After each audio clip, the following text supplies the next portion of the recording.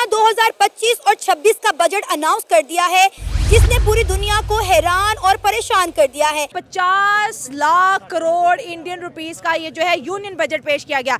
लेकिन ट्विस्ट क्या हुआ है? ट्विस्ट ये हुआ है कि इंडिया ने इस बजट में से 120 करोड़ INR दे दिया है बांग्लादेश को। एस्टेब्लिशमेंट का रोल हमेशा होता है, रहेगा, ये नहीं निकल रोल सकता। तो होना चाहिए, मैं अर्ज करता हूँ जहाँ तक इंडिया की बात करिए, इंडिया में जितना रोल है हिडन रोल है, वो फ्रंट भी नहीं है। उनके मीडिया की लॉयल्टी कह ले या उनकी एक पॉलिसी कह ले कि वो लोग इसको डिस्क्लोज नहीं करते। स्पेस एक्सप्लोरेशन है, उसके अंदर भारत ने अपना कितना बड़ा नाम ऑलरेडी बना लिया है। दोस्तों, पाकिस्तान की हालत बहुत ख़राब हो चुकी है। वो बौखलाया हुआ है कि ये सब भारत कमाल कर कैसे देता है। तो आज की 3 बड़ी खबरें हैं, आज मैं आपको बताता हूँ। आइए देखते हैं आज का न्यूज़।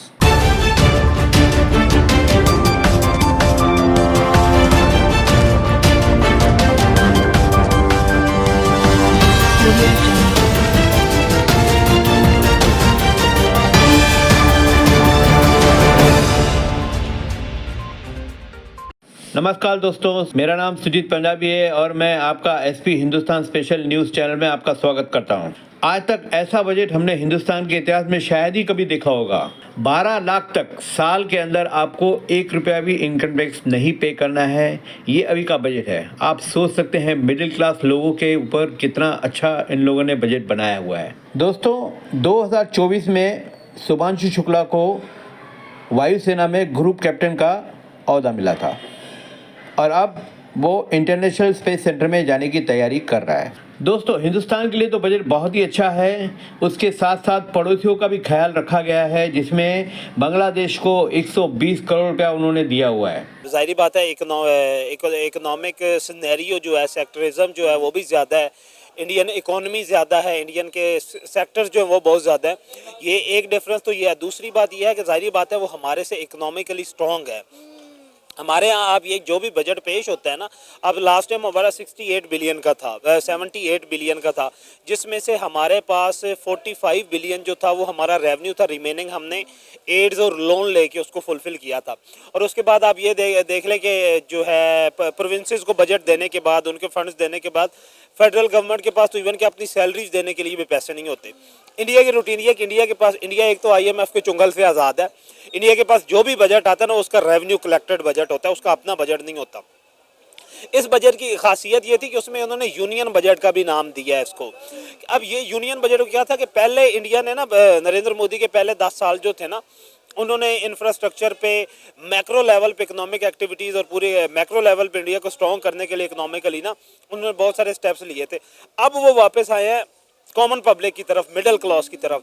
अब आप ये देखें कि उन्होंने जो सबसे बड़ा इकदाम ये उठाया कि उन्होंने कहा कि 12,75,000 इनकम वाले लोग जो हैं वो टैक्स फ्री हैं। यानी कि उनकी सालाना इनकम अगर 12,75,000 है तो उनको टैक्स एग्जाम्पशन है। उससे बाद अगर उनका टैक्स जो सैलरी रेट जो है वो रिवाइज होता है, इनकम रेट रिवाइज होता है, तो आगे उन्होंने 20 लाख तक कहा हुआ है कि उस पर हम लोग वो भी 3% टैक्स लेंगे।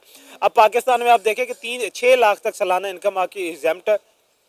उससे ज़्यादा अगर आपकी इनकम होती है तो उस पर अगर 6 लाख से 12 लाख है, 5%, 12 से 24 है, तो डिफरेंस अमाउंट का 10% जो वो पे किया जाता है। सेकंड क्या उन्होंने किया, वुमेन एम्पावरमेंट के लिए उन्होंने, जाहिर बात है उनकी जो फाइनेंस मिनिस्टर है निर्मला जी, वो भी वुमेन है, और अब उन्होंने जो है बॉल उन्हीं की पॉकेट में डाल दिया कि आपने वुमेन के लिए आपने करना है। क्योंकि इंडिया में सब इशू यही चल रहा था कि वुमेन एम्पावरमेंट जो है ना, उन्हें ये लगता था, अपोजिशन ये कहती थी कि ये कम है, वुमेन पे आप लोग इन्वेस्टमेंट नहीं कर रहे हैं, वुमेन घरों में बेरोजगार बैठी हुई हैं, उनके पास कोई जॉब अपॉर्चुनिटी नहीं है, वो कि जो अनस्किल्ड है। अब उन्होंने क्या किया कि उन्होंने 5 लाख वुमेन को जो लोन देना शुरू किया है, 5 लाख का लोन जो है, और वो भी टोटल प्योर मेरिट बेसिस पे, जो भी उनके मेरिट की पॉलिसी होगी उस पर जो भी फुलफिल करेंगे पूरा उतरेंगी। और ये है कि न्यू बिजनेस अगर आप लोग स्टार्ट करते हैं, जो एग्जिस्टिंग बिजनेस चल रहा है उसमें तो उन्होंने 20 लाख से 50-60 लाख तक का दिया हुआ है। अगर अब ये है कि एक भी कोई इंडियन वुमेन जो है जिसकी एप्लीकेशन एक्सेप्ट होती है, अगर उसे 5 लाख रुपया जो घर बैठी हुई वुमेन उसे मिलता है, अब क्या होगा कि 5 लाख से एक अच्छा खासा बिजनेस जो वो एस्टेब्लिश किया जा सकता है छोटे लेवल पे। और वो बिजनेस जो होता है वो मंथली आपको 40 से 50 हज़ार रुपए की इनकम, रेवेन्यू नहीं, वो आपको इनकम दे सकता है जिसको आप लोग जहाँ चाहें वहाँ पे स्पेंड कर सकते हैं। और ओवरऑल लिविंग स्टैंडर्ड जो होता है, आप ये कह लें कि जो वुमेन का डिप्रेशन था उससे वो निकलेंगी, खुद कफील जो है, जो उनकी डिपेंडेंसी थी अपने हस्बैंड पे या दूसरे फैमिली मेम्बर्स पे, वो खत्म होगी और वो खुद डिपेंडेंट होगी। अब क्या होगा कि इसी डिपेंडेंसी से क्या होगा, ओवरऑल अब परचेजिंग पावर बढ़ेगी पूरी इंडियन इकोनॉमी की। जैसे परचेजिंग पावर बढ़ेगी, जो चीज़ें खरीदेंगे वही जिस मार्केट से, जिस इंडस्ट्री से आ रही है वहाँ पे उसकी डिमांड बढ़ेगी। अब उस डिमांड को फुलफिल करने के लिए वही इंडस्ट्रीज, वही फैक्ट्रीज जो है, वही सेक्टर न्यू हायरिंग करेंगे। अब वही न्यू हायरिंग जो है जब वो दोबारा आएगी, उनको वो सैलरीज देंगे, उनका लेवल ऑफ इनकम जो इंक्रीज होगा। तो उन्होंने एक बेहतरीन सा सर्कल बना दिया है जिसमें वेल्थ क्रिएशन जो डे बाय डे जो है क्या कहना चाहेंगे, इस दफा इंडिया ने अपने बजट में जो है डिफेंस बजट को बहुत ज्यादा बढ़ा दिया, 6,81,000 करोड़ का बजट अनाउंस किया इंडिया ने अपने डिफेंस का। जी, हम जो है ना कॉन्स्टेंटली अपने बजट को डिक्रीज कर रहे हैं, वो कॉन्स्टेंटली जो है ना अपने बढ़ा रहे हैं। जिस तरह भाई ने कहा है कि उन्होंने जो है ना कुछ ऐसे स्टेप्स लिए हैं कि उनकी इकोनॉमी जो है ना स्ट्रांग हो रही है। एक तो उन्होंने मैक्रो लेवल पे काम शुरू किया है, और दूसरा जो है ना मेन जो है ना आईएमएफ के चुंगल से निकल गए हैं। हम जो है ना उसी सर्कल में घूम रहे हैं। आईएमएफ के जो भी पैसा होता है जो हम इंटरेस्ट में पे कर रहे होते हैं। तो दूसरी बात भाई ने की कि वोमेन एम्पावरमेंट, वो भी एक अच्छा स्टेप है कि वोमेन जो है ना उनको एक मौका मिलता है, वो अपनी जो डिपेंडेंसी है वो उनको डिक्रीज कर सकती हैं। तो ये वाली चीज़ें होती हैं जो मतलब पाकिस्तान में वो नहीं हो रही। सर आप देखें ना कि हमारे पास हमारे कौमी खजाने में क्या पड़ा हुआ है, गिन के जो है 3 से 4 अरब डॉलर, वो भी हमने यूएई से मांगे हुए हैं, सऊदी अरेबिया से मांगे हुए हैं। हमारे पास अपना कुछ भी नहीं है। अगर हम आईएमएफ से कर्जा ना लेते, दूसरे मुल्क हमारी मदद ना करते, तो हम तो कब का डिफॉल्ट हो गए होते। बिल्कुल ऐसे ही बात है। फॉरेन रिजर्व जो होते हैं ना, वो भी किसी भी इकोनॉमी के लिए रीढ़ की हड्डी होते हैं। अब अनफॉर्चुनेटली हमारे फॉरेन रिजर्व जो हैं, अगर मैं गलत नहीं हूँ तो सुनने में जो आ रहा है कि वो 7 से 21 दिन के फॉरेन रिजर्व्स हैं हमारे पास, अपने ज़ाती जो हैं। चलो बाहर से हमने जो पैसा लेके रखा वो कल को है तो पराया ही है ना, वो जब चाहें ले, और उस पैसे पे हमें ब्लैकमेल भी कर सकते हैं। और आप इंडिया के पास देख लें, इंडिया के पास कम से कम जो है वो 3 से 3.5 साल तक के फॉरेन रिजर्व मौजूद हैं कि वो अगर कहीं से उनके पास नहीं भी आते तो वो अपनी इंपोर्ट जो है उन फॉरेन रिजर्व से, उनके पास अगर बाहर से फॉरेन करेंसी नहीं भी आती, डॉलर नहीं भी आते, तो उस करेंसी को इस्तेमाल करके वो 3 साल तक सर्वाइव कर सकते हैं। तो ये बहुत बड़ा गैप है। अब ये देखें ना, जिस तरह बात करते हैं मोदी की कि उसने पहले 10 सालों में जो है उसने कॉमन पब्लिक को कुछ नहीं दिया, तो उसने ये कहा कि उसने अपने फॉरेन रिजर्व, उन्होंने इंडियन इकोनॉमी मैक्रो लेवल पे जो है उसको इंक्रीज किया है। अब उसके बाद अब क्योंकि उसके पास सरप्लस में बजट आ गया है, अब वो टैक्सेस में कट लगा रहे हैं, टैक्स कम कर रहे हैं, सेल टैक्स कम कर रहे हैं, इनकम टैक्स कम कर रहे हैं, विद होल्डिंग टैक्स जो है वो कम कर रहे हैं, डायरेक्ट इनडायरेक्ट टैक्सेस में उन्होंने तमाम इंडस्ट्रीज को, जो कॉमर्स सेक्टर है उसको उन्होंने एडवाइस किया है कि आप लोग भी जो है इंडस्ट्रियल सेक्टर को परवान चढ़ाने के लिए आप लोग अपना टैक्स शरह जो है वो कम करें। अगर यही मामला जो हैं, और दूसरा फिर उन्होंने कहा कि हम इकोनॉमिकली मुकाबला करेंगे पाकिस्तान के साथ। पाकिस्तान ने भी कहा है कि हमारी मैशत जो है वो इंडिया से, हम इंडिया का मुकाबला करेंगे, हम इंडिया से ज़्यादा ग्रो करके दिखाएंगे, तेज़ी से ग्रो करके दिखाएंगे। ये बहुत अच्छा शगुन है इंडिया के लिए भी और पाकिस्तान के लिए भी। हम दोनों मुकाबला करें इकोनॉमी में। बेशक पाकिस्तान इंडिया को इकोनॉमी में नीचा दिखाता है तो पाकिस्तानी अवाम का फ़ायदा है, अगर इंडिया पाकिस्तान को इकोनॉमी में नीचा दिखाता है तो इंडियन अवाम का फ़ायदा है।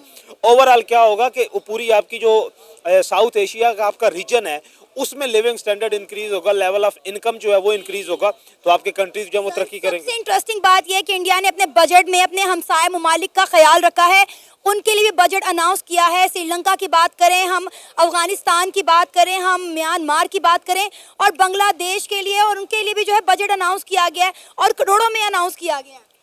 जी इसी तरह है, अपने हमसायों के लिए वो जो है ना कुछ करता रहता है, क्योंकि उसकी स्टेबिलिटी के लिए ना वो ज़रूरी हो जाता है।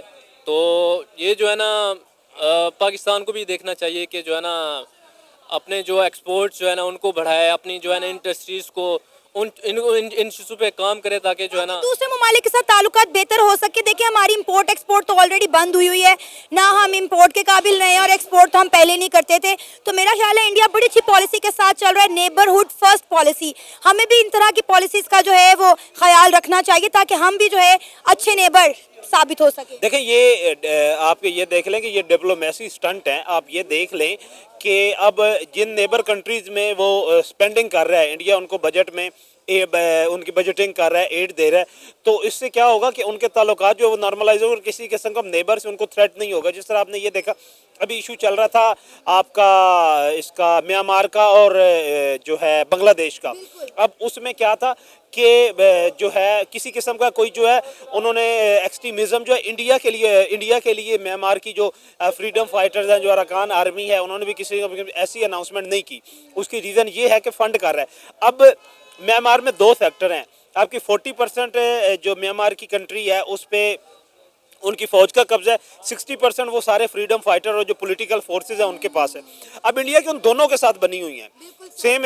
अब बांग्लादेश में आप ये देख लें कि बांग्लादेश की गवर्नमेंट तो उनके अगेंस्ट है, लेकिन जो सेक्टर्स हैं बांग्लादेश के उसमें इंडिया भी उनको सपोर्ट कर रहा है, उनको इन्वेस्ट कर रहा है। इसीलिए तो जो आप ब्यूरोक्रेसी लेवल पे बांग्लादेश में कोई भी इंडिया के खिलाफ जाने को तैयार नहीं है, और वो अपनी गवर्नमेंट को ये बता रहे हैं कि आप उनके साथ ताल्लुकात जैसे ही नॉर्मलाइज करेंगे, आप बेहतर ताल्लुकात करेंगे, आपके इक़्तिदार भी मजबूत होगा, आपके इक़्तिदार को तूल भी मिलेगा और लोगों के दरमियान जो कयास है वो भी ख़त्म होगा। देखिए मैम, सबसे पहले तो भारत के बारे में यह है कि भारत फ़िलहाल बहुत ज़्यादा अग्रेसिव और प्रोग्रेसिव मूड में जा रहा है आगे, जबकि उसको पाकिस्तान के साथ कंपेयर किया जाए तो पाकिस्तान इस टाइम उसके मुकाबले में अपने जो सियासी मसाइल हैं उनमें लगा हुआ है, जबकि वो इससे भी आगे जा सकता है। लेकिन हमारे अपने जो सियासी झगड़े हैं घर के वो नहीं ख़त्म हो रहे। जबकि भारत को देखा जाए दूसरी तरफ, बेशक हमारा हमसाया मुल्क है, तो उन्होंने ये बहुत अच्छा स्टेप किया है, जो इतनी बड़ी अमाउंट का बजट उन्होंने अनाउंस किया अपनी पब्लिक के लिए। उसके साथ इंटरनेशनल कंट्रीज़ को उन्होंने बहुत ज़्यादा बेनिफिट्स दिए हैं। इसके साथ साथ उनका सबसे बड़ा जो स्टेप है कैंसर हॉस्पिटल्स और कैंसर की मेडिसिन, उन्होंने उस पर डिस्काउंट और काफ़ी जगहों पे फ्री कर दिए। मेडिसिन पे टैक्स ही छोड़ दिया कि जितनी भी कैंसर की मेडिसिन है उस पर टैक्स नहीं लगेगा और मजीद कैंसर हॉस्पिटल बनाए जाएंगे इंडिया के अंदर। जी मैम, ये बहुत अच्छा स्टेप है फॉर द ह्यूमैनिटी, पूरी इंसानियत के लिए, पूरे हिंदुस्तान के लिए और पूरी दुनिया के लिए जो भी वहाँ से ट्रीटमेंट करवाना चाह रहे हैं। जैसा हमारे पास भी शौकत खानम मौजूद है कैंसर हॉस्पिटल, लोग वहाँ से भी बेनिफिट ले रहे हैं, ऐसे हिंदुस्तान में भी होगा। तो ओवरऑल देखा जाए अगर ऑप्टिमिस्टिक पॉइंट ऑफ व्यू से तो ये इंसानियत को फ़ायदा है, तो ये इंडिया का एक बहुत अच्छा कदम है। लेकिन पाकिस्तान को भी अपने आप को देखना चाहिए, आगे अपने सियासी मसाइल से निकल के प्रोग्रेसिव मोड में जाना चाहिए और अपना बजट इंक्रीज़ करना चाहिए। इसके मुकाबले में वो हम IMF के पास जाते हैं, वहाँ से हम बजट के लिए पता नहीं क्या क्या करते हैं, बजट अपना अप्रूव करवा के वो भी इतनी अमाउंट में नहीं मिलता हमें, हम अपना सर्किट चला रहे होते हैं। लेकिन उसके बरक्स अगर इंडिया को देखा जाए, जो उन्होंने नेबर कंट्रीज़ के लिए किया है, जो उन्होंने टैक्स कर दिया है नेबर कंट्रीज के लिए, उन्होंने बजट में से कुछ अमाउंट जो है वो अनाउंस कर दी है। अफगानिस्तान के लिए 100 करोड़ और म्यांमार के लिए 350 करोड़ का बजट अनाउंस किया है। मतलब आप देखें कि इंडिया ने अपने बजट में हमसायों का बजट भी जो है वो रखा हुआ है। जी मैम, बिल्कुल इंडिया जो है अपने हमसायों का ख्याल बिल्कुल रखता है, उसमें से पाकिस्तान को अगर निकाल दे तो बिल्कुल ये बात ठीक हो। पाकिस्तान के साथ उनके मामलात अच्छे होते तो शायद वो हमारा ख्याल भी रखते। जी बिल्कुल, वो अगर उनको हमारा ख्याल होता तो कम से कम वो अपनी क्रिकेट टीम ही हमारे पास भेज देते। आपको पता है एक दफ़ा इंडिया की तरफ से स्टेटमेंट आई थी कि अगर पाकिस्तान ने हमारा साथ दिया होता तो मुश्किल वक्त में हम भी पाकिस्तान के साथ खड़े होते। जी, ये उनकी तरफ से स्टेटमेंट सब पूरी दुनिया ने सुनी है, आई है। पाकिस्तान रेडी है उनका साथ देने के लिए, अभी भी रेडी है। हर बंदा, हर जो पॉलिटिकल लीडर है इंडिया के साथ खड़ा होने के लिए रेडी है, इंडिया के साथ जुड़ने के लिए रेडी है। लेकिन वो सिर्फ बात करने की हद तक ये बात कहते हैं, जब हम उनके साथ जाके मीटिंग करते हैं, किसी टेबल पे बैठने की बात करते हैं तो वो वहाँ से उठ के चले जाते हैं, फौरी तौर पे बैकअप पे भी आ जाते हैं। तो ये इंडिया का ये एक जो है बहुत बड़ा नेगेटिव रवैया है हमारे हमसायों के लिए, यानी पाकिस्तान के लिए। बाकी हमसायों के साथ तो उनकी हमदर्दी है ही है, लेकिन इसमें मैं ये खुलेआम ये कहूँगा कि इंडिया खुद हमारे साथ वो अच्छे रिलेशन नहीं बनाना चाहता। जबकि सबसे बड़ी बात करके मैं ये कहना चाहूँगा कि अगर पाकिस्तान और इंडिया एक फोरम पे मिल जाते हैं जिसका मकसद सिर्फ ये होता है कि इंसानियत की बेहतरी और इंसानियत की फलाह व बहबूद के लिए काम किया जाए, तो उसमें अगर इंडिया और पाकिस्तान दोनों एक टेबल पे, एक पॉइंट पे खड़े होकर काम करते हैं तो पूरे एशिया क्या पूरी दुनिया में इंशाल्लाह ये मकाम आएगा कि इंसानियत को इन दोनों कंट्रीज से फ़ायदा होगा, क्योंकि इन दोनों कंट्रीज़ में नो डाउट हर तरह का पोटेंशियल मौजूद है। और मैं इंडिया को ये मैसेज देना चाहूँगा कि वो अपने आप को ऑप्टिमिस्टिक रखे, अपने आप को पॉजिटिव रखे, अपने ख्यालात पॉजिटिव रखे। पाकिस्तान कोई बुरा मुल्क नहीं है, पाकिस्तान अमन पसंद मुल्क है, अमन चाहता है, हर तरह से इंडिया के साथ अच्छे ताल्लुकात चाहता है, लेकिन इंडिया भी कहीं से ग्रीन सिग्नल दे के वापस बैकअप पे चला जाता है। अब जिस तरह इन्होंने क्रिकेट ये चैम्पियन ट्रॉफी 2025 में किया, इन्होंने कहा कि हमने पाकिस्तान में नहीं आना, लेकिन बाकी सारे 7 मुल्क आ गए, 6 मुल्क आ गए, तो इन्होंने कहा कि हमने नहीं जाना। अगर ये लोग भी आ जाते तो वो इंडिया के लिए भी अच्छा साइन होता, लोगों को इंडिया पाकिस्तान की क्रिकेट देखने को मिलती, वो एक पूरी दुनिया को एक अच्छे मैचेस देखने को मिलते जो इन्होंने दुबई शिफ्ट करवाए। लेकिन ये नेगेटिविटी जो है ये इंडिया की नेगेटिविटी भी है, लेकिन जो उन्होंने बजट और ये जो बीमारी के लिए और सबसे बड़ी बीमारी जो कैंसर है उसके लिए जो स्टेप्स किए, वो उसके लिए इंडिया को हम as a Muslim as a Pakistani appreciate करेंगे। सर आपको पता है इंडिया ने अपना डिफेंस बजट भी बढ़ा दिया है। इंडिया ने अपना डिफेंस बजट कई गुना ज़्यादा बढ़ा दिया। आपको पता है कि इंडिया ऑलरेडी अपने डिफेंस सेक्टर पे बहुत काम कर रहा है। मैम, इंडिया को सबसे ज़्यादा ख़तरा जो है वो अपने पाकिस्तान हमसे ही है, तो ओबियसली वो अपने डिफेंस के लिए बजट तो बढ़ाएंगे ही, जबकि ख़तरा तो उनको है। लेकिन हम ऐसे जो एज अ मुस्लिम हम मतलब जो है हम भी डिफेंसिव मोड में रहते हैं, ऐसे अटैक नहीं करते। लेकिन जब उनकी तरफ से कोई हमारे साथ ज़्यादती होती है या कोई बॉर्डर पे वो कंट्रोल लाइन की खिलाफ वर्जी करते हैं, तो फिर उनको डर पैदा हो जाता है कि पाकिस्तान हमारे साथ पता नहीं क्या करेगा, क्या सलूक करेगा, तो फिर फौरी तौर पे उनको मजबूरन अपना बजट बढ़ाना पड़ जाता है। जो उनकी देखिए जीडीपी है ना, उस हिसाब से वो लोग बजट अपना करते हैं। पाकिस्तान के जो वसाइल हैं वो बहुत ज़्यादा है, पर जो हमारी आपस में गवर्नमेंट्स है ना इसको सही तरीके से यूज़ नहीं कर पाती। और जब वक्त आता है इनके पास इन्वेस्टमेंट का, लाइक कि आवाम पे पैसे लगाए जाएँ, तब इनको भीख मांगनी पड़ती है, डिफरेंट ममालिक के पास जाकर चंदे के लिए जाना पड़ता है कि हम लोगों को दें। आप खुद इतने काबिल क्यों नहीं बनते? कोई पाकिस्तान जो है 2011 में या 2020 में आज़ाद नहीं हुआ, 1947 का आज़ाद हुआ है। हमारे बाद जो ममालिक आई उन्होंने इतनी तरक्की कर ली, जैसा कि आपने मिसाल दी है कि हमारे हमसाये ने अभी बजट का ऐलान किया, तो आप देखें ना उनके मामलात कुछ और है हमारे मुकाबले में, तो ठीक है वो कर सकते हैं बजट को जो है इस तरह। लेकिन सर यही बात है ना, हम हर बात में इंडिया से अपना मुआवजा करते हैं, लेकिन मुझे लगता है हमारा उनके साथ मुआवजा बनता ही नहीं है। बजट देखने के बाद तो बिल्कुल भी नहीं बनता। उनके साथ मुआवजा बनता ही नहीं है। देखें उनके आप जिस मर्जी फील्ड में चले जाएं, देखें जो वो काम करते हैं ना नियत से करते हैं। हम एज अ मुस्लिम हम लोग हैं, हमारा ईमान है, पर हम उस तरह काम नहीं करते। वो जो काम करते हैं नियत से करते हैं, वो अपनी आवाम का सोचते हैं। अभी रिसेंटली मैं स्क्रॉल कर रहा अबाउट, मैंने वो कैंसर की भी कोई उनकी अपडेट आई है, तो कैंसर की मेडिसिन देखें आपके हमारे यहाँ पे आप एक मेडिकल स्टोर से पर्ची लेने जाए ना, 15 रुपये का पैनाडोल का पत्ता है, तो उस पर भी आपको 2 रुपये उन्होंने अपना टैक्स रखा होगा, ठीक है। और वो लोग कैंसर की मेडिसिन फ्री दे रहे हैं, अपनी टैक्स फ्री दे रहे हैं, और मेडिसिन जो है वो आवाम के लिए उन्होंने, लेकिन सहूलियात पैदा करें ना आप, ठीक है। आप मुल्क से जो है उनसे बजट के लिए, टैक्सेस के लिए आप उनके पीछे भागते हैं, उनको कहते हैं जी हम पीटीए के थ्रू आपको मैसेज भेजेंगे, टैक्सेस आप लेने के लिए पीछे भागते हैं। आप उनको फैसिलिटीज़ तो वैसी दें कि मैं खुद कहूँ कि यार मेरे पे मेरी गवर्नमेंट इतना पैसा लगा रही है, मेरे लिए सहूलियात हैं, तो मैं भी इनको अपने बजट में से इनको भी पैसे दूँ, वो मुझे रिटर्न बैक आएगा। पर जब मुझे पता है कि बैठे चोर हुए हैं और ये सब पैसा इनकी जेबों में जाना है, तो मुझे तो तकलीफ होगी। सर आप ये देखें कि इंडिया ने ना सिर्फ अपने मुल्क के लिए जो है वो फ्रेंडली बजट अनाउंस किया, बल्कि अपने बजट के अंदर उन्होंने अपने हमसाए ममालिक का भी ख्याल रखा है। अफगानिस्तान का, म्यांमार का, उन्होंने श्रीलंका का, इन ममालिक के भी जो बजट अनाउंस किए हैं। अफसोस ही हो सकता है, पर क्या कर सकते हैं उनसे। हमसे वो कहते हैं ना कि कोई ऐसी मशहूर है दोस्ती भी नहीं रखी जा सकती, तो हम वो लोग हैं कि जिसमें हम लोग उनके साथ कभी चल ही नहीं सके। जब हमारे कई लीडर्स हैं जो पिछली गवर्नमेंट गुजरी हैं, उन लोगों ने उनके साथ चलने की कोशिश की है, तो अपने घर के भेदी उनको कह देते हैं कि ये लोग गद्दार हैं, इंडिया के साथ मिले हुए हैं। और जब किसी का ताल्लुक नहीं होता तो ये उंगलियां उठाते हैं कि भाई इंडिया हमें पूछता नहीं है। इंडिया आपको कैसे पूछेगा, ठीक है। अब जिस तरह मैचेस हो रहे हैं, टीम्स आ रही हैं, सारे मुल्कों की टीम आई, इंडिया ने नहीं भेजी, आप लोगों ने भेज दी। तो हमने हमेशा अमन का पैगाम दिया है, हमने हमेशा टीम भेजी है, कोई भी मैटर हो हमने इंडिया का ही साथ दिया। क्यों कहते हैं ना कि जड़ा अपना है वो कोल ही सुटेगा, मार के दूर सुटेगा, जड़ा जो मिसाल है, तो वो हम पे अप्लाई होती है कि हम जितनी उनसे मोहब्बत करते हैं वो हमें उतनी तकलीफ़ देते हैं, ठीक है।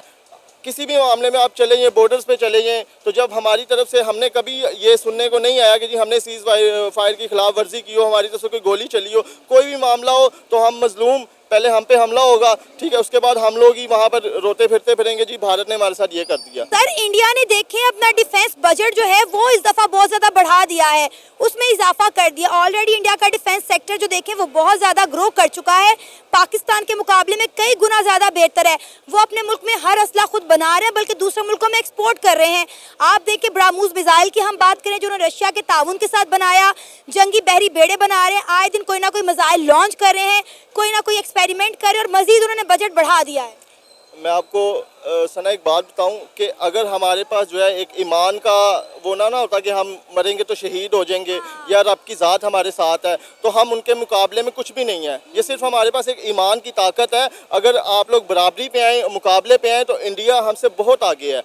नीयतों की वजह से आगे है कि उन लोगों ने अपने मुल्क के लिए सोचा हुआ है। हम लोग पहले अपने घर का सोचते हैं, इनफैक्ट कि उसमें हम अपना मुल्क भी एक हमारा घर है उसके बारे में कभी नहीं सोचते और ना सोच सके हैं, ठीक है। वो दिन ब दिन अपना असला बना रहा है, एटम बम बना रहा है। हालांकि अब जो आजकल की जो जंग है वो इस मुकाबले की नहीं रही, ठीक है, सोशल वार है, उसके ज़रिए भी उन्होंने आपकी बहुत तबाही कर दी। आपके घर घर में केबल पे चैनल्स, मूवीज़, हर बच्चा इस चीज़ों में उलझा हुआ है, सोशल पे, ठीक है, मीम्स, ये सब चलता रहता है, ठीक है। और इस तरीके से वो इस वक्त हमें तकलीफ पहुँचा रहे हैं या हमारी आने वाली नस्ल को ख़राब कर रहे हैं। और जो ये आपने की असले और जो मिसाइल्स की बात है, इस वक्त वो जंग रह नहीं गई, फिर भी वो उसके लिए अब भी अपना बजट और वो चीज़ें निकालते हैं। ट्रस्ट मी, अगर आप इस्लामाबाद जाएँ, पाकिस्तान है, मैं खुल के बड़ा बात भी नहीं कर सकता, डर ही लगता है माशाल्लाह कि अगर सही जाए ना इस्लामाबाद और जहाँ मतलब हमारे ये वेपन्स वगैरह पड़े हुए हैं, तो कसम से अगर सारे चलाएं तो वो कहते हैं ना माशाल्लाह कि बाज़ा फूकी बम होता है कि मैं भी अल्लाह ना करे कि कुछ चले ही ना, ठीक है। कि हम लोग वो बस 6 सितंबर आती है, 14 अगस्त आती है तो उनको लहरा दिया जाता है आवाम को दिखाने के लिए कि हम एक जिंदा कौम है,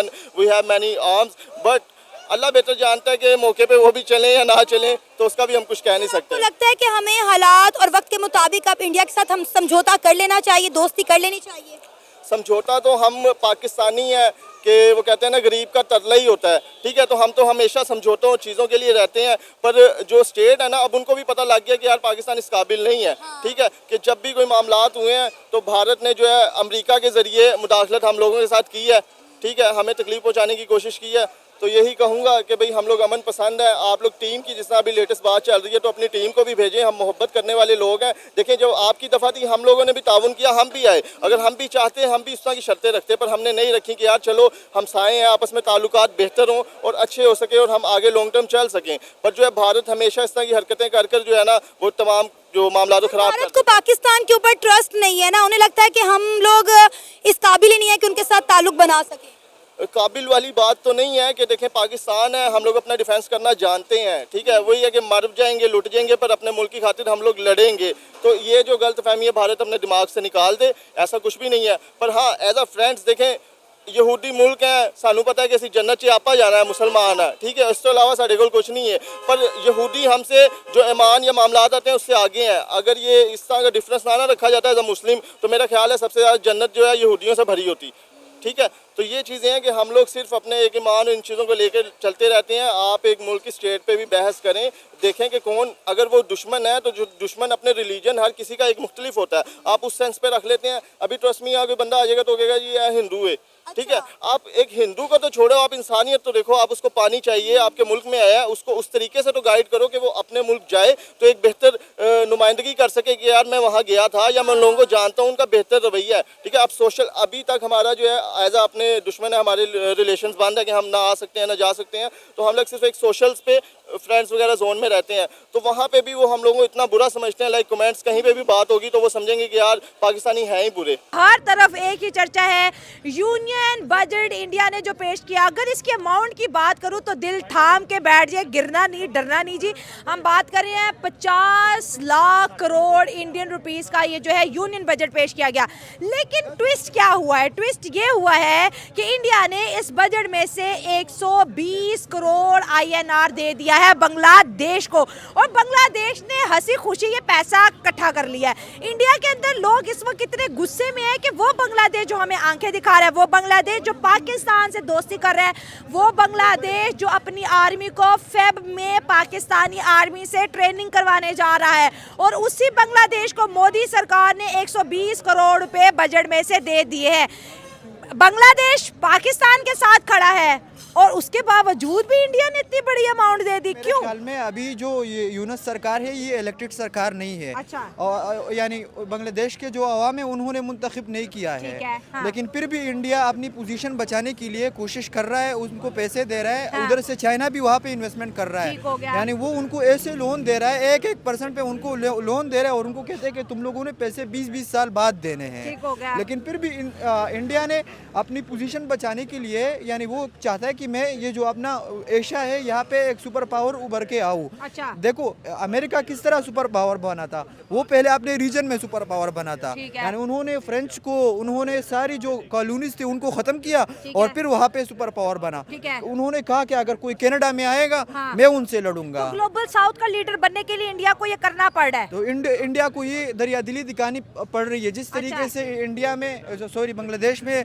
हिंदुओं पे जुल्म हो रहा है, हिंदू मंदिर जो है वो खत्म हो रहे ठीक हैं, है। जो जबरदस्ती कन्वर्जन हो रहा है, जो ठीक हमारे है। इस्लाम के खिलाफ भी है, हाँ। लेकिन फिर भी हो रहा है। हाँ। लेकिन इंडिया को इस पे गुस्सा भी बहुत है बहुत। और उन्होंने इस चीज को इंटरनेशनल यूनाइटेड नेशन में लेके गए कि बांग्लादेश जो हिंदू माइनॉरिटीज है उनके ऊपर जो है इस तरह के काम करना बंद कर दे। लेकिन फिर भी वो कर रहा है, क्यों? क्योंकि वहाँ पे जो इंडियन मीडिया है उनमें कुछ ऐसे चैनल्स है जो हिंदू सेंटिमेंट्स है ना, वो हिंदू मुस्लिम इतना किया है कि वो इंडिया की इमेज ही खराब कर दी है। अच्छा। असल में इंडिया में इतनी खराब सिचुएशन नहीं है जो वो उनकी मीडिया दिखाता है। ठीक है। यानी वो छोटे छोटे काम करते हैं। अगर फॉर एग्जांपल एक जगह है उसका नाम मुसलमान के नाम पे है, तो योगी आदित्यनाथ जो गुजरात का सीएम है उन्होंने ये भी बदल यूपी लिया। का CM। यूपी का सीएम है, उन्होंने ये भी बदल लिया। हालांकि तो ये खबर कोई बड़ी ये नहीं है। छोटी सी बात है। हाँ, नाम बदलना नाम कोई बड़ी बदल बात लिया। है। हमारे यहाँ भी बहुत सारी जगह है जो नाम हिंदुओं के बदल- नाम पे है, हाँ। लेकिन ये क्रिश्चियन नगर हो गया हाँ, ऐसा, हाँ, तो ये हाँ। छोटे छोटे कामों की वजह से वो इंडिया की इमेज उन्होंने खराब तो कर इंडिया दी। की आवाम इस वक्त जो गुस्से में है अपनी सरकार पे कि आपने हमारे टैक्स का पैसा बांग्लादेश को क्यों दिया। हम तो चाहते हैं कि बांग्लादेश के साथ बिल्कुल उसी तरह से बिहेव किया जाए जैसे कि पाकिस्तान के साथ किया जा रहा है, क्योंकि पाकिस्तान और बांग्लादेश बहुत बड़ा मिशन करने जा रहे हैं। फेब में पाकिस्तानी आर्मी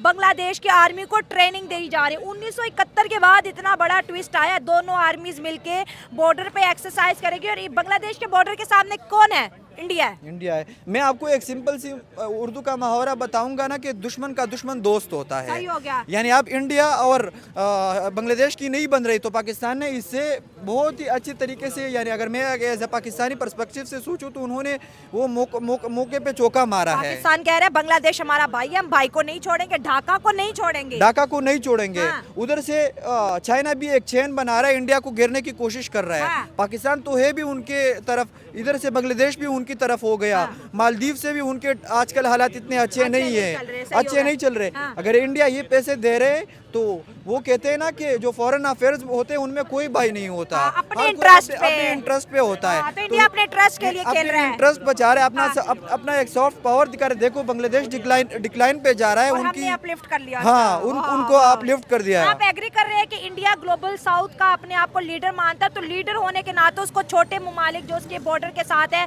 इसलिए इंडिया ने जो है 120 करोड़ बांग्लादेश को दे दिया। लेकिन बांग्लादेश की आर्मी तो पाकिस्तानी आर्मी के साथ एक्सरसाइज करने वाली है। इसमें अगर जिस तरह भाई ने बात की ना, मैं इसमें एक चीज़ ऐड करना क्या? चाहूँगा कि सबसे जो बड़ी ताकत होती है ना वो आवाम की ताकत होती सही है। हो गया। अगर बांग्लादेश का जो रुझान है वो पाकिस्तान की तरफ आ रहा है तो वो सिर्फ और सिर्फ जो बांग्लादेशी अवाम है उसकी वजह से। अगर हम डॉक्टर यूनुस की बात कर लें, वो जिस तरह से यूनाइटेड नेशन में जो स्पीच हुई उसमें जो शहबाज शरीफ जो हमारे प्राइम मिनिस्टर ऑफ पाकिस्तान है, उन्होंने जिस तरह से उनको बैक किया और जिस तरह से सपोर्ट किया और जिस तरह से लोग जो बांग्लादेश की आवाम है वो पाकिस्तान में आ रही है, तो इंडिया को इस बात का बहुत ज़्यादा दुख है कि वो क्यों इतने ज़्यादा करीब आ रहे हैं, क्योंकि उनकी जो 60-70 साल की जो मेहनत थी उस पर पानी फिर रहा है। तो इंडिया को तो दुख होगा ना। इंडिया ने शेख हसीना के ज़माने में बांग्लादेश को बहुत पैसा दिया है, बांग्लादेश को अभी तक इलाज इंडिया में होता है और मुफ्त में होता है। इसी तरह से वो तो जिस तरह सीख रहे हैं कि भाई ये बांग्लादेश हमारे साथ कर क्या रहा है। इसी तरह से, लेकिन अब ये इसी तरह से होगा, ना वो निकला जा रहा ना वो बाहर निकाला जा रहा ना निकल रहा है ना उगल रहा है। ना निकल रहा है ना उगल रहा है। अब अगर देखा जाए तो हसीना वाजिद जो है वो उनके पास बैठी हुई है, हाँ। और जब तक हसीना वाजिद जो है वो इंडिया में रहेगी, जो बांग्लादेश की आवाम है उसका गुस्सा जो है ना वो कभी भी कम नहीं हो ऐसा सकता। तो नहीं होने वाला कि ये 120 करोड़ जो इंडिया ने बांग्लादेश को इकोनॉमी के लिए दिया, हो सकता है यूनियन सरकार पाकिस्तान से शॉर्ट रेंज मिसाइल खरीद ले। नहीं। और उन्हीं को ही बॉर्डर पे लगा दे। ये भी पॉसिबिलिटी हो सकता है ना। यूनिस सरकार बड़ी अग्रेसिव है और पाकिस्तान इस वक्त फुल मूड में है। पाकिस्तान खेल रहा है। मोदी साहब ने भी अपना किंग प्ले कर दिया, 120 करोड़ बांग्लादेशियों को दे दिए। आप क्या बांग्लादेशी अवाम सोचेगी कि यार हमें आज भी एंटी इंडियन नैरेटिव पे काम करना है, या थोड़ा पोलाइट हो जाना बेहतर है? मैं अगर बता दूं ना, इंडिया सपोर्ट कर रही थी बांग्लादेश को भी, लेकिन साथ साथ जो शेख हसीना वाजिद की गवर्नमेंट थी उनको भी सपोर्ट कर रही थी। हो गया। लेकिन वो अपनी जो अपोजिशन थी ना, वो उनको एज ए डिक्टेटर ट्रीट कर रही थी। ठीक है। सारे अपोजिशन जेल में थे। हाँ। तो वो जो सेंटिमेंट है ना, मैं शेर हूँ, शेख हसीना कहती हूँ, और शेर जंगल का बादशाह होता है। जंगल का बादशाह हाँ, होता है, हाँ। पर अवाम की ताकत का तो कोई मुकाबला नहीं कर सकता। हो गया। तो इस वजह से भी वो बांग्लादेश में एंटी इंडिया नैरेटिव बिल्ड हो गया। अच्छा, ठीक यानी हो गया। उनको सिर्फ शेख हसीना के साथ अच्छे टाइज नहीं रखने चाहिए थे, उनके अवाम के साथ अच्छे टाइज रखने चाहिए। अगर आप एशिया में देखें इस वक्त, तो जो सेकंड लार्जेस्ट जो इमर्जिंग सुपर पावर है वो no doubt after China India है। एग्री। तो there is a very strong possibility कि इंडिया जो है वो बांग्लादेश के साथ ये कोई पैक्ट साइन भी कर सकते हैं आगे जाके इन द कमिंग फ्यूचर, जिसकी वजह से वो और जो है उसकी जो है इस रीजन के अंदर जो है वो इकोनॉमी तो ऑलरेडी स्ट्रेंथन है ही उनकी, $4 ट्रिलियन की उनकी इकोनॉमी है। और बांग्लादेश की सपोर्ट के साथ वो ये है कि ये एक, मुझे ऐसा लगता है बीइंग अ पाकिस्तानी, कि ये हमारे लिए थ्रेट हो सकता है इन द फ्यूचर। हमारे लिए क्यों थ्रेट हो सकता है? क्योंकि इंडिया हम तो बांग्लादेश को अपने साथ मिला के इंडिया के लिए थ्रेट बनना चाहते हैं। देखें, हमें जो है ना फैक्ट्स के ऊपर बात करनी चाहिए। ठीक है। अगर हम इस रीजन में देखें तो पाकिस्तान को अगर अल्लाह ना करे अगर हमारी कल को अगर जंग भी हो जाए इंडिया के अगेंस्ट, पाकिस्तान के लिए एक के बाद एक थ्रेट आता जा रहा है ये। और अगर हम देखें इन द रिसेंट पास्ट भी, तो हमारे इस खत्े के अंदर जो है कोई सपोर्ट करने वाला नहीं है अपार्ट फ्रॉम चाइना, क्योंकि जो रशिया है इस वक्त उसकी फुल सपोर्ट जो है इंडिया के साथ है। इजराइल जो है वो सपोर्ट कर रहा है इंडिया को, और अबव ऑल जो अमेरिका है वो उन तक की सपोर्ट जो है वो इंडिया के साथ ठीक है। आप कह रहे हैं बड़ी बड़ी सुपर पावर की सपोर्ट, 4 ट्रिलियन इकोनॉमी मतलब इंडिया के साथ है। ठीक हो गया। और आजकल के अगर आप देखें इस दौर में जिसमें हम बहुत एक सेंसिटिव जो हमारा जो एरा गुजर है, इसमें कोई भी मुल्क जो है अपनी मईशत के ऊपर जो है ना वो जो स्टेक लेके जो है पाकिस्तान को सपोर्ट नहीं करना चाहेगा। अच्छा ठीक है, पाकिस्तान को कोई सपोर्ट नहीं करना चाह रहा, लेकिन अगर इंडिया सरकार की बात करें तो उन्होंने अपने इंडियंस को बहुत ज़्यादा नाराज़ किया है 120 करोड़ बांग्लादेश को देके। और साथ साथ मैं ये भी कहूँ कि पाकिस्तान बहुत जल्द जो है अपना सेकंड न्यूक्लियर पावर प्लांट जो है वो बनाने जा रहा है, जिसका जो है सर्टिफिकेट पाकिस्तान को मिल गया। 12,000 मेगावाट बिजली भी बनने जा रही है। तो कहीं ना कहीं पाकिस्तान के लिए भी खुशखबरियाँ आ रही है। और दूसरी तरफ आर्मी भी जो है 1971 के बाद जो है बांग्लादेश को ट्रेन करेगी, लेकिन मोदी सरकार फिर भी नवाजते जा रही हैं। और वहाँ पे तो कह रही है कि भाई पाकिस्तान तो आगे जा रहा है और हमारे मुल्क में मंदिरों के अंदर, मस्जिदों के अंदर मंदिर ढूंढे जा रहे हैं। बिल्कुल आपकी बात ठीक है कि ये पाकिस्तान भी जो है मुझे ऐसा लगता है कि अपने बायलैटरल रिलेशंस बनाने के चक्कर में जो है वो शायद बांग्लादेश को सपोर्ट कर रहा है। लेकिन हमें जो है हिस्ट्री को देखना चाहिए, हिस्ट्री को पढ़ना चाहिए और हिस्ट्री से सीखना चाहिए। जापान जो कि एक अपने ज़माने में एक बहुत ही जो है उस वक्त डेवलप्ड नेशंस में से एक नेशन थी, उसने ये गलती की थी वर्ल्ड वॉर 2 में, जब उसने पर्ल हार्बर के ऊपर जो है अमेरिका के हवाई की स्टेट के ऊपर हमला कर दिया था मिसाइल फेंक के। ठीक है, लेकिन ये है कि जापान को लगता था कि हमारी मिलिट्री बहुत स्ट्रॉन्ग है, हम खुद बहुत स्ट्रॉन्ग हैं और हम जर्मनी के साथ अलायंस करके जो है अमेरिका के जो है वो उनको घुटनों पे ले आएंगे, लेकिन ऐसा नहीं हो सका। आप लाइकवाइज अगर पाकिस्तान की स्ट्रेटेजिक अगर देखें इस वक्त पोजीशन, तो हमारी भी कोई इतनी स्ट्रॉन्ग पोजीशन नहीं है। हम इकोनॉमिकली भी इस वक्त बहुत ड्विंडलिंग किस्म की हमारी इकोनॉमी है।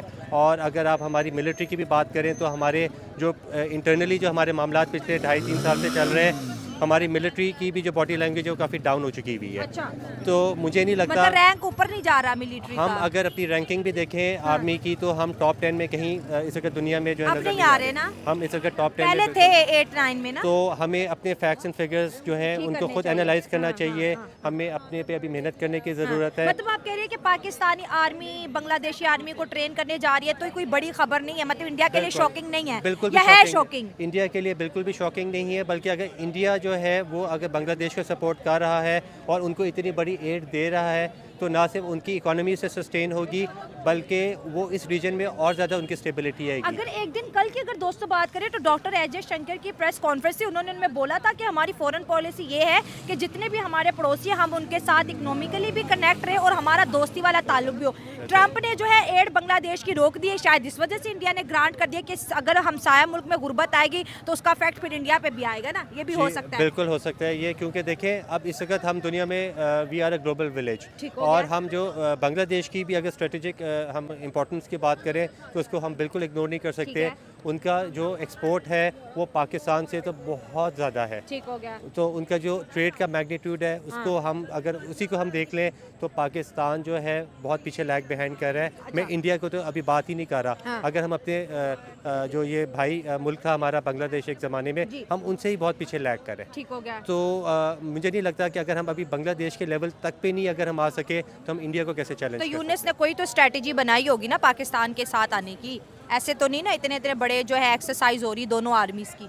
वही बात है कि हो सकता है कि शायद पाकिस्तान को इन द लॉन्ग रन इसका लॉन्ग रन में जाके कोई फ़ायदा हो जाए, लेकिन शॉर्ट रन में मुझे अभी कुछ ऐसा नज़र नहीं आ रहा, क्योंकि हम इंटरनली इस वक्त इतने क्रश हो चुके हैं इकोनॉमिकली कि हमें ज़रूरत है कि जो है ना अपने हम जो है जो इंटरनल एवेन्यूज़ हैं उनके ऊपर मेहनत करें। ओके सर, अभी आज ही की डेट है कि आज हमारा जो पेट्रोल है वो और बढ़ गया 5 रुपए में, और हमारी जो है वो इन्फ्लेशन और फूड इन्फ्लेशन और ज़्यादा इंक्रीज़ हो जाएगी।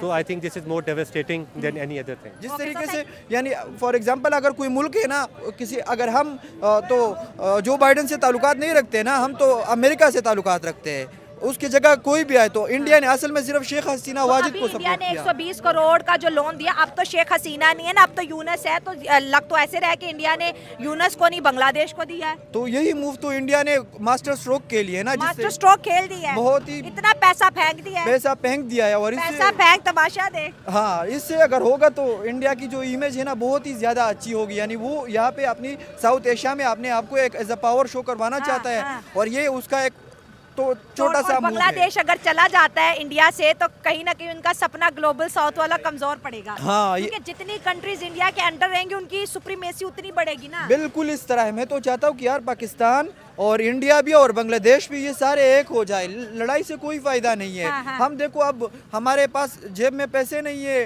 रोड बनाने के लिए पैसे नहीं है, और हम क्या कर रहे हैं, हम 5th जनरेशन जहाज खरीद रहे हैं, जो बड़े बड़े मुल्क नहीं है उनके पास नहीं है। लेकिन डिफेंस पे तो कॉम्प्रोमाइज नहीं ना होना चाहिए। नहीं, डिफेंस पे बिल्कुल अभी कॉम्प्रोमाइज। मोदी को ट्रंप ने बोला ना कि इंडिया अपने डिफेंस पे कॉम्प्रोमाइज ना करे, हथियार खरीदे, तो इसी तरह हम भी खरीद रहे हैं फिर। नहीं, मैं आपको सिंपल मिसाल देता हूँ, कश्मीर को साइड पे रख दे, बिल्कुल कश्मीर को साइड पे रख दे, इंडिया लद्दाख में अपना मसला सारा सॉल्व कर दे, पाकिस्तान के साथ सॉल्व कर दे, क्या इंडिया को फिर हथियार खरीदने की जरूरत पड़ेगी? नहीं, फिर तो नहीं। हाँ, अगर इंडिया को नहीं पड़ेगी तो हमें भी नहीं पड़ेगी, क्योंकि अगर इंडिया खरीदेगा तो डेफिनेटली पाकिस्तान भी खरीदेगा। देखो 1974 में चाइना ने धमाके किए, उसके बदले में इंडिया ने एटमी धमाके किए, फिर उसके बदले में हमने एटमी धमाके किए, तो क्या हो गया? ये जो हथियारों का दौड़ है ना, ये खत्म होना चाहिए। अगर ये पैसा तालीम पे लग जाता तो क्या हो जाता? सही बात है। आपको क्या लगता है कि ये जो स्मार्ट मूव है, क्या ये पाकिस्तान और बांग्लादेश की दोस्ती में रुकावट पैदा करेगा, या जिस तरह बांग्लादेश बड़ी तेज़ी से पाकिस्तान की तरफ बढ़ है, पहले वो पाकिस्तान से शॉर्ट रेंज मिसाइल खरीदने की बात हो रही है, अब फरवरी में प्रॉपर तौर पर दोनों कंट्रीज़ की आर्मी की जो है मिलिट्री एक्सरसाइज शुरू हो जाएगी, हमारी आर्मी उन्हें ट्रेन करने जा रही है, और इंडिया 120 करोड़ दे रहा है उन्हें। इंडिया के 120 करोड़ देने का कोई भी फायदा नहीं होगा। किसी किस्म का कोई फायदा नहीं होगा। उसकी रीज़न ये है कि मैंने जिस तरह पहले बात की कि जो अवाम है, अवाम की ताकत सबसे बड़ी ताकत होती है, और जब तक अवाम जो है वो पाकिस्तान के साथ है, बांग्लादेश की अवाम जो है वो पाकिस्तान के साथ अपनी जो सारी चीज़ें हैं वो शो कर रही है, इसी तरह से उनका ये कभी मंसूबा कामयाब नहीं हो सकता। और ये जितने भी उसके जो भी उसकी इन्वेस्टमेंट होगी इंडिया की, वो सारी की सारी किसी काम नहीं तो आएगी। इंडियन लोगों का जो गुस्सा इस वक्त आ रहा है कि 120 करोड़ नहीं देने चाहिए थे, आपको लगता है वो ठीक आ रहा है? बिल्कुल, मैं तो आप सपोर्ट कर रहे हैं उनके गुस्से को?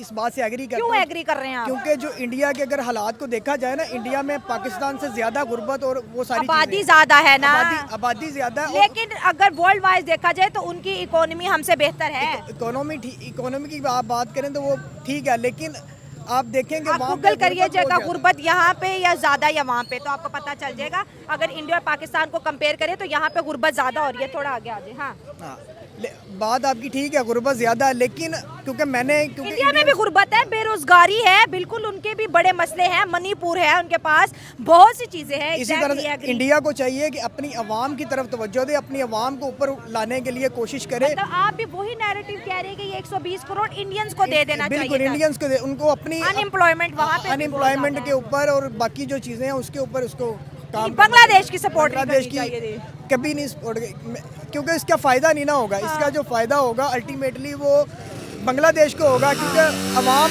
सिर्फ पैसे वो दे रही है, लेकिन उसको ये पैसा सरकार को जा रहा है। सरकार को जा रहा है, और वो जो है वो ये भी हो सकता है कि वही पैसा जो है वो बांग्लादेश जो है वो इंडिया के खिलाफ इस्तेमाल करे। हो सकता है। पैसे तो देने चाहिए। देखो अमेरिका पागल है, वो इतनी सारी वर्ल्ड में बिलियंस ऑफ डॉलर दे रहा है। 45 बिलियन डॉलर की एड देता है सालाना देता है। चाइना पागल है कि 1% पे सारी दुनिया को एड देता जा रहे हैं। चाइना एड नहीं देता, चाइना लोन देता है 1% पे। देखो चाइना एड नहीं देता। हाँ। लेकिन देखो 1% पे वो लोन देता है, और अगर उसके साथ आप इन्फ्लेशन लगा लो ना, आजकल इन्फ्लेशन रेट है 17%। तो मैं किधर जाऊँ? आप कह रहे हैं देना चाहिए, आप कह रहे हैं नहीं देना चाहिए, अवाम पे छोड़ते हैं। वो क्या कह रही है? बस ठीक है, अवाम पे छोड़ देते हैं। उनके जो अवाम कहते हैं वही फैसला होगा। इंडिया का सपना है ग्लोबल लीडर बनने का, इसलिए वो दे रहा है। वो कह रहे हैं नहीं देना चाहिए क्योंकि बांग्लादेश इंडिया को सपोर्ट नहीं करी थी। कि दो आइडियोलॉजी का इस टाइम टकराव हो रहा है मेरे शो पे। अभी अगर बात करें ना, तो जिस तरह से ट्रम्प आया और उसने अपने प्रेसिडेंशियल जो उसका ऑर्डिनेंस थे उसने किया, और उसने वो सारी की सारी इमदाद जो है वो सारी की सारी बंद कर दी 90 दिनों के लिए। बंद कर दी। और उसकी रीजन क्या है? क्योंकि वो अपनी आवाम का सोच रहा है। इस तरह से इंडिया को भी चाहिए कि अपनी आवाम का सोचिए, अपनी आवाम की बेहतरी करिए, अपनी आवाम की जो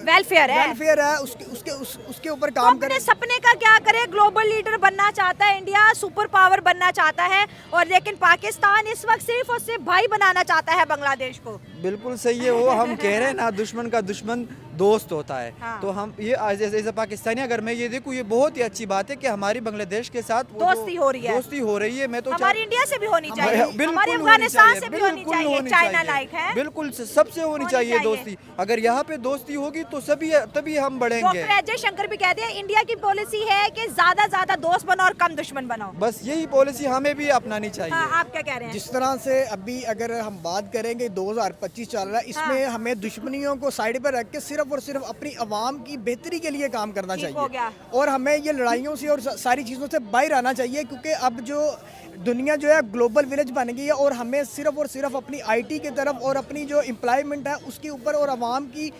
सेहत अम्मा के ऊपर काम करना चाहिए। मतलब ताकि कह रहे हैं कि मेक पाकिस्तान प्रोस्पेरस अगेन, जिस तरह ट्रम्प कहता है कि मेक अमेरिका ग्रेट अगेन, इसी तरह हमें चाहिए कि हम जो है वो पाकिस्तान को ग्रेट करें, मेक पाकिस्तान ग्रेट अगेन। शुक्र है इंग्लिश बोल दी। कोई बात नहीं, थोड़ा बहुत चलता रहता है। हाँ, ठीक हो गया 120 करोड़ का। 120 करोड़ अगर दे दिए तो मेरे ख्याल में इंडिया के लिए इतना कोई मसला नहीं होगा, क्योंकि इंडियन इकोनॉमी बहुत बड़ी है। अगर ये 120 करोड़ हमने दे दिए होंगे तो फिर हमारे लिए मसला बहुत ज़्यादा बन जाना था। नहीं, हम तो भाई बांग्लादेश से पैसा लेने वाले, शॉर्ट रेंज मिसाइल बेच के हम बांग्लादेश से लेंगे पैसा। देना दूने वाला सीन नहीं, अब कमाने वाला सीन आ गया। और आज स्पेस की दुनिया की एक बहुत ही इंटरेस्टिंग न्यूज़ हम आपको पहुंचाने जा रहे हैं। स्पेस की दुनिया में एक और बैरियर ब्रेक होने जा रहा है, और ये बैरियर एज यूजुअल भारत की तरफ से ब्रेक होने जा रहा है। आपको पता है कि स्पेस की दुनिया में और जो स्पेस एक्सप्लोरेशन है उसके अंदर भारत ने अपना कितना बड़ा नाम ऑलरेडी बना लिया है। और आप ये भी जानते हैं कि गगनयान मिशन क्या है। गगनयान मिशन पे हम पहले भी बात कर चुके हैं, उसका इंतज़ार है सबको, जो कि 2026 में गगनयान मिशन कहा जा रहा है कि होने जा रहा है। अपना स्पेस स्टेशन होगा भारत का, और उसके अंदर फिर हम देखेंगे कि क्या क्या मारे जा रहे हैं। लेकिन इस वक्त जो खबर हमारे सामने आ रही है, तो हम आपसे पूछना चाहेंगे कि क्या आप ये जानते हैं कि ग्रुप कैप्टन शुभांशु शुक्ला कौन है? अब आप कहेंगे कि ग्रुप कैप्टन उनके नाम के साथ लगा है, तो वो शुभांशु शुक्ला IAF के पायलट हैं। Exactly, Shubhanshu Shukla IAF pilot तो हैं ही, ग्रुप कैप्टन भी हैं, लेकिन now he is set to make history as first Indian astronaut to travel to International Space Station. यानी शुभांशु शुक्ला वो पहले भारतीय बनने जा रहे हैं जो कि इंटरनेशनल स्पेस स्टेशन में ट्रैवल करेंगे। तालियां, ज़बरदस्त, कॉन्ग्रेचुलेशंस। एक और जो अवार्ड है वो भी भारत ने अपने नाम कर लिया। देखिए ये कोई कम बात नहीं है, ये बहुत बड़ी बात है कि इंटरनेशनल स्पेस स्टेशन में अब पहला भारतीय शामिल हो चुका है। गो कि आप जानते हैं कि उनका तो अपना स्पेस स्टेशन आ रहा है, लेकिन ये ज़रूरी था कि गगनयान में उनको भेजने से पहले उनको एक टेस्ट फ्लाइट पर भेजा जाए, और इसके लिए ये जो इंतज़ाम है ये सारा इसरो ने किया है। इसको जो पे किया है, पेमेंट से लेकर उनके वहाँ तक जाने के तमाम इंतज़ामात इसरो की तरफ से किए गए हैं। और जैसा मैं आपको बता रही हूँ कि भारत की जो इसरो कंपनी है, स्पेस एजेंसी, वो ये उसकी ख्वाहिश होती है, हमने देखा है कि उनका क्राइटेरिया हमेशा से ये रहता है, उनका काम करने का अंदाज़ ये रहता है कि जब वो कोई मिशन भेजें तो उनकी उस मिशन के ऊपर उनकी इतनी प्रैक्टिस हो और इतने दफ़ा वो उसको टेस्ट कर चुकी हों कि उसमें फेलियर का मार्जिन बहुत ही कम रह जाए। देखिए उनका एक फेलियर जो काफ़ी साल पहले हुआ था वो आपको याद होगा, लेकिन उस फेलियर के बाद उन्होंने ऐसे लर्न किया है ये सबक कि वो कहते ना कि उसको छुट्टी ना मिली जिसने सबक याद किया। वो कहते हैं कि मकतब इश्क का ये दस्तूर निराला देखा, मकतब इश्क का ये दस्तूर निराला देखा, उसको छुट्टी ना मिली जिसने सबक याद किया। इसका मतलब वैसे तो आपको समझ ही गए होंगे, आप मुझसे ज़्यादा सियाने हैं, मुझसे ज़्यादा चालाक और समझदार हैं। मैं तो चालाक नहीं हूँ, समझदार थोड़ी बहुत कोशिश करती हूँ होने की। लेकिन इसका मतलब ये है कि जो कुछ सीख लेता है ना, लर्न कर लेता है, फिर उसको सारी ज़िंदगी छुट्टी नहीं मिलती, फिर उसको ब्रेक नहीं मिलता, उसको ये टाइम नहीं मिलता कि वो कुछ और कर सके, क्योंकि फिर उसके कंधों पे जिम्मेदारी आ जाती है ना, रिस्पॉन्सिबिलिटी आ जाती है। आपने जब एक रिस्पॉन्सिबिलिटी उठा ली, जब आपने एक मार्का सर कर लिया, फिर आपने उससे अगले मार्के सर करने हैं। दूसरी तरफ वो हैं कि जो हाथ पे हाथ धरे बैठे रहें और कोई मार्का ही ना सर करें, उनके ऊपर कोई रिस्पॉन्सिबिलिटी ना हो, वो गए पाइन बस ठीक है जी में चल रहे हैं, एन जी चलता रहे बस ठीक है, तो उनको छुट्टी है। लेकिन जिसने लर्न कर लिया सबक उसको छुट्टी नहीं मिलती। तो भारत तो आपको पता है लर्न करने में और जो है वो पढ़ते रहने में, साइंस और टेक्नोलॉजी में अपनी यूथ को पढ़ाते रहने में और आगे से आगे भेजने में नंबर 1 है। तो अब इसके अंदर भी ये यही है। वो ये उनका जो मैं तरीक़ाकार से बात शुरू हुई थी ना, उसके ऊपर इतनी एक्सप्लेनेशन आ गई क्योंकि वो शेर हमने दरमियान में एक पढ़ दिया। तो बात ये है कि वो ये हर काम में ये करते हैं। हमने अभी तक जितने भी मिशन देखे हैं इसरो के, कि वो उसका पहले टेस्ट वेस्ट कर लेते हैं, ठीक है, उसके बाद से फेलियर नहीं हुआ ना। देखिए एक फेलियर के बाद फिर आपने देखा कैसे चंद्रयान 3 से लेकर अब तक क्या क्या मिशन हो चुके हैं। सोलर मिशन भी जा चुका है आदित्य L1, और अब जो है गगनयान स्पेस स्टेशन होने लगा। तो उससे पहले उन्होंने कहा कि क्यों ना प्रैक्टिकली जो है वो इसको करके देखा जाए, और इसके लिए उन्होंने ग्रुप कैप्टन शुभांशु शुक्ला को सिलेक्ट किया और उनको अब नासा मिशन एक्सियम मिशन 4 जो है उसमें भेजा जा रहा है उनको, और इसरो ने ये भेज रहे हैं वो, और उसमें ये है कि वो सिलेक्ट किए गए हैं as a pilot for Axiom mission 4 NASA, और एक प्राइवेट एस्ट्रोनॉट मिशन है ये, और इसमें launch aboard on SpaceX Dragon spacecraft no earlier than spring 2025 होने वाला, यानी ठीक है जी। बस आप समझे कि कुछ ही दिनों में आपको ये खबर मिलेगी और हम ये सारा होते हुए देखेंगे। शुक्ला जो हैं वो तो आपको बताइए, हमने इंडियन एयरफोर्स के पायलट हैं, और इसमें उनकी डिटेल्स हैं कि वो जो है ये क्रू ज्वाइन करेंगे, led by former NASA astronaut Peggy who will serve as mission commander के तौर पर पैगी इसको ज्वाइन करेंगी और इसकी कमांडर होंगी। बड़ी खुशी की बात है कि खातून जो है वो है लेडी वहाँ पे भी आ गए हैं। वैसे तो जो भारतीय इसरो मिशंस हैं उसमें भी जो महिलाएं हैं, लेडीज़ हैं, वो सबसे आगे हैं। He will be accompanied by 2 mission specialist, जिसके अंदर कुछ नाम है स्लोवाज ओजान्स्की, और फिर पोलैंड से हैं विंस्वस्की एंड टेबोर खापू फ्रॉम हंगरी, और जो पोलैंड है वहाँ से उनके साथी कुछ और भी इसके अंदर शामिल होंगे। This mission will not only send the first ISRO astronaut to the International Space Station but will also mark the first stay aboard the station for astronauts from Poland and Hungary.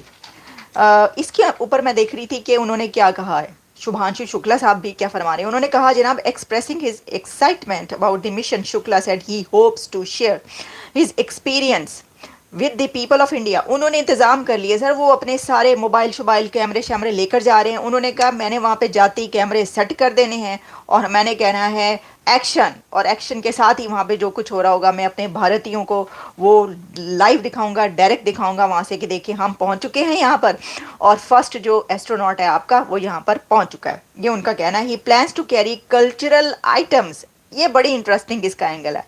जो शुभांशु शुक्ला हैं वो कल्चरल आइटम्स भी अपने साथ लेकर जा रहे हैं from different parts of the country and even intends to perform yoga poses. वो जब उसके ऊपर होंगे, ये जो है ना देखें, ये वो पार्ट है कि जिस पे हम हमेशा बात करते हैं कि कोई भी मिशन हो, कोई भी इसरो का मिशन हो, स्पेस मिशन हो, कहीं पर कोई कॉन्फ्रेंस हो रही हो, कोई समिट हो रही हो, कोई इकोनॉमिक एजेंडा हो, कोई फॉरेन पॉलिसी का कोई एजेंडा हो रहा हो, कोई समिट्स कहीं पर कुछ भी पूरी दुनिया में हो, वहाँ पे अगर भारत होगा तो उसने अपने कल्चर को ज़रूर साथ लेके चलना है।